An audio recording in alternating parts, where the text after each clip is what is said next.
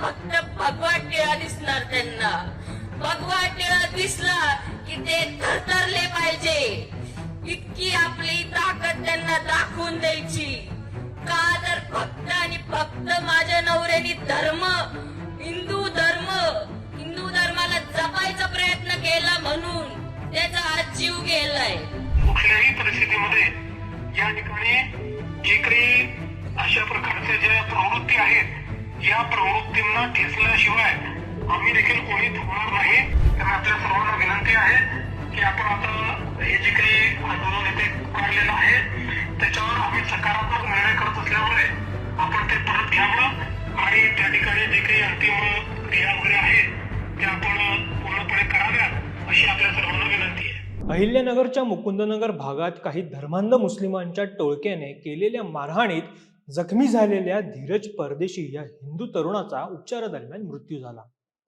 कपाळाला भगव्या रंगाचे गंध लावल्यामुळे त्याच्यावर या धर्मांध मुस्लिमांनी प्राणघातक हल्ला केल्याचं निदर्शनास आलंय. या प्रकरणी एकूण 6 जणांना पोलिसांनी अटक केली आहे. सर्व आरोपींवर तातडीने कडक कारवाई व्हावी अशी सकल हिंदू समाजाची मागणी आहे.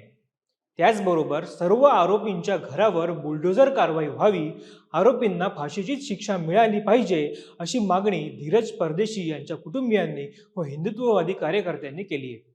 नेमकं प्रकरण काय आणि या मागणीनंतर मुख्यमंत्री देवेंद्र फडणवीस यांनी काय पावलं उचलली आहेत जाणून घेऊया आजच्या व्हिडिओतून. नमस्कार, मी ओमकार मुळे, कॅमेरा आहेत प्रतिमेश राणे. अहिल्यानगरचा धीरज परदेशी हा कट्टर हिंदुत्ववादी. कपाळावर कायम भगवा टिळा लावलेला असायचा. महापालिकेच्या विद्युत विभागाकडील ठेकेदाराकडे तो हेल्पर म्हणून काम करत होता. दिनांक 7 ऑगस्ट रोजी धीरज आपल्या सहकारी कर्मचाऱ्यांसह दर्गा दायरा ठिकाणी कामासाठी गेला होता. पालिकेचा वायरमन युनुस शेख याच्या सांगण्यावरून धीरज परदेशी व अन्य सहकारी त्या ठिकाणी गेले होते. युनुस शेख अगोदरच त्या ठिकाणी उपस्थित होता. त्याने दर्गा दायरा कब्रस्तानात 2-3 स्ट्रीट लाईटचं काम करायचं असल्याचं सांगितलं. या भागात दुरुस्तीचं काम करत असतानाच मेहराज अस्लम सय्यद, सिराज अस्लम सय्यद, मुस्तकिम अस्लम सय्यद, युनुस शेख व अन्य 2-3 धर्मांध मुस्लिम धीरज जवळ आले. तेव्हा धीरजचा एक सहकारी स्ट्रीट लाईट दुरुस्तीचं काम करत होता. संधी मिळताच या धर्मांधांनी धीरजवर प्राणघातक हल्ला केला. लाकडी बल्ल्याने व लोखंडी पाईपने धीरजला बेदम मारहाण केली. तेव्हा स्ट्रीट लाईट दुरुस्तीचं काम करत असलेल्या एका सहकार्याने आपल्या हातातील स्ट्रीट लाईट धर्मांधाच्या दिशेने फेकून मारला. तेव्हा त्यांनी घटनास्थळावरून पळ काढला. त्यानंतर सहकार्यांनी धीरजला उपचारासाठी सिव्हिल हॉस्पिटलमध्ये नेलं. तिथे प्राथमिक तपास करून डॉक्टरांनी दुसऱ्या हॉस्पिटलमध्ये त्याला नेण्यास सांगितलं. दुसऱ्या ठिकाणी गेल्यावर 3 दिवस मृत्यूशी झुंज दिल्यानंतर जखमी धीरज परदेशी याची अखेर प्राणज्योत मालवली.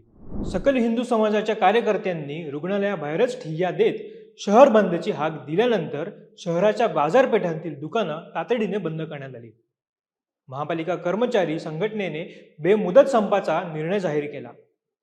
दरम्यान माझ्या नवऱ्याला ज्या कब्रस्तानात नेऊन मारलं त्याच ठिकाणी पतीचे अंत्यविधी करणार असा आक्रमक पवित्रा धीरजच्या पत्नीनं घेतल्याचं दिसून आलं.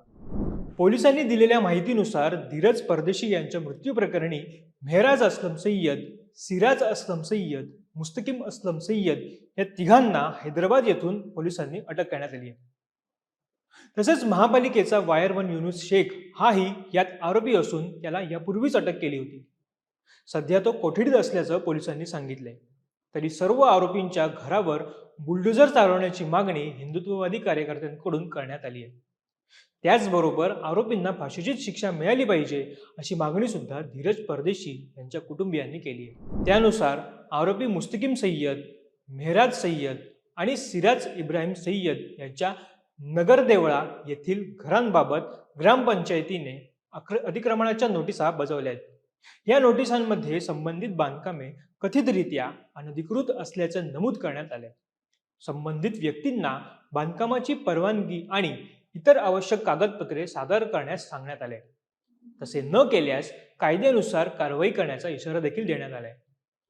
नोटीसमध्ये महाराष्ट्र ग्रामपंचायत अधिनियम 1959 मधील कलम 52 आणि 53चा संदर्भ देण्यात आला असून ग्रामपंचायतीच्या मालमत्ता क्रमांक 2374 आणि 2517शी संबंधित बांधकाम हटवण्याची कारवाई केली जाऊ शकते असंही नमूद करण्यात आले.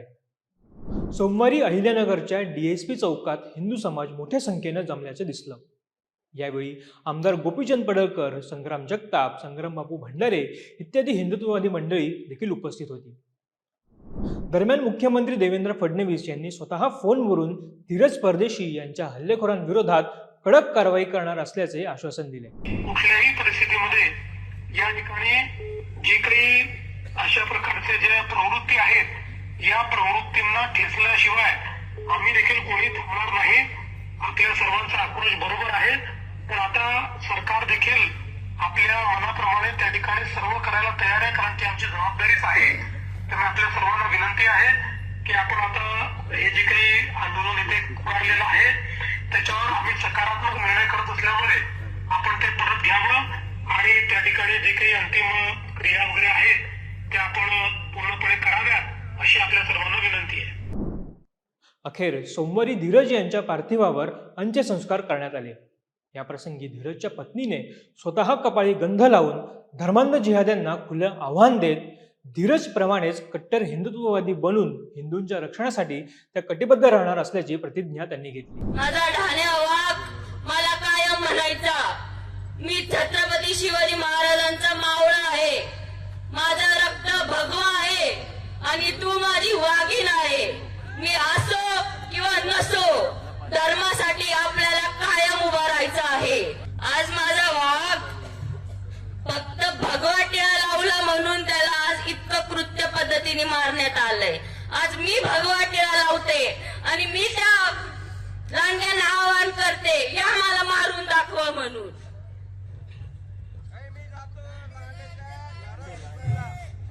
यावं त्यांनी समोर आणि मारून दाखवा. आता सगळ्यांच्या कपाळाला फक्त भगवा टिळा दिसणार. त्यांना भगवा टिळा दिसला की ते थरथरले पाहिजे.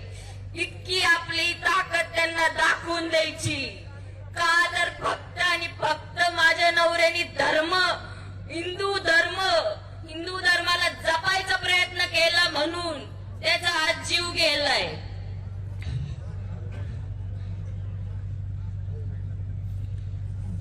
माझा नवरा कायम म्हणायचा, मी एक कट्टर हिंदू आहे आणि इथून पुढे माझा नवरा तर आता माझ्या सोबत नाही, पण मी कायम हिंदूंसाठी उभी राहणार. शेवटी एकच, हिंदूंनाच आता संघटित होऊन योग्य पावलं उचलण्यासाठी वेळ आली आहे. यावर तुमचं मत काय हे आम्हाला कमेंट करून नक्की कळवा. व्हिडिओ आवडल्यास आमच्या फेसबुक पेजला लाईक आणि YouTube चॅनलला सबस्क्राईब करायला विसरू नका. तुर्तास धन्यवाद.